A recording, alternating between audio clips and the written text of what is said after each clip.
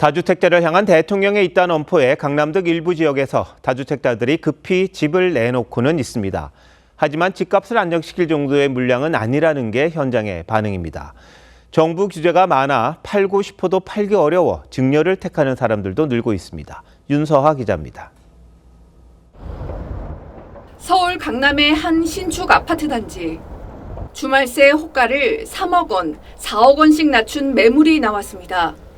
다주택자들이 급매물을 내놓는 분위기지만 그리 많지 않다는 게 현지 공인중개사의 말입니다.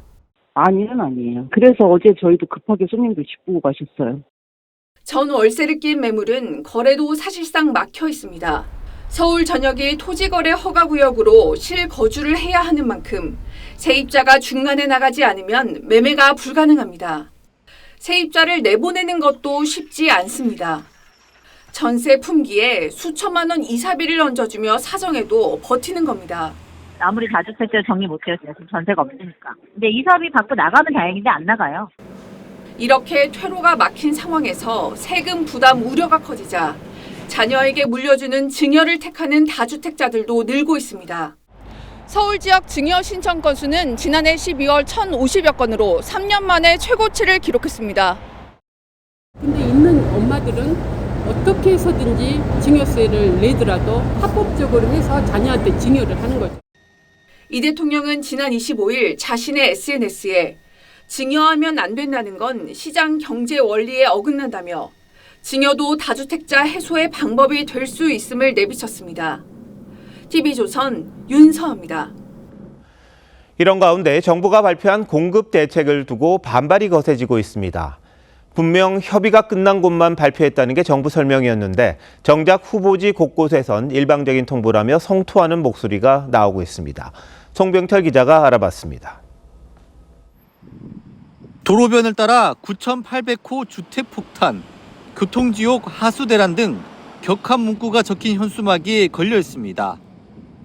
과천 경마장을 이전하고 주택을 공급하겠다는 정부 대책에 시민과 마사회 노조가 반발하고 있는 겁니다.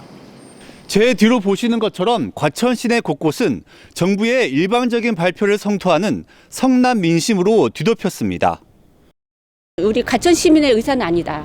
저희한테 물어보지도 않고 과천 시민이 일단은 우선적으로 결정권이 있는데. 서울 용산 주민들은 국토교통부에 정보 공개를 요구했습니다. 만 가구가 어떻게 나온 건지 근거를 내놓으라는 건데 사흘 만에 주민 2,800명이 서명했습니다. 숙소라든가 아니면 거기 기반 시설들이 또 그 재조정이 되어야 하는데 그런 것들을 제대로 검토했는지를 이제 국민의 그런 정보공개 청구 권리를 이용해가지고 서울시와 과천시 등 지자체의 반발도 거셉니다. 이렇게 반대 목소리가 나오는 후보지 물량은 약 3만 가구. 사전 협의를 했다는 정부 설명과는 딴판입니다. 아직도 견해 차이가 좁히지 못한 곳에 대해서는 이번 발표에서 저희들이 전체 다 뺐습니다. 정부가 야심차게 내놓은 공급 대책이 첫 발도 떼기 전에 주민과 지자체 등 이해 당사자들의 반발에 부딪히고 있습니다. TV조선 송병철입니다.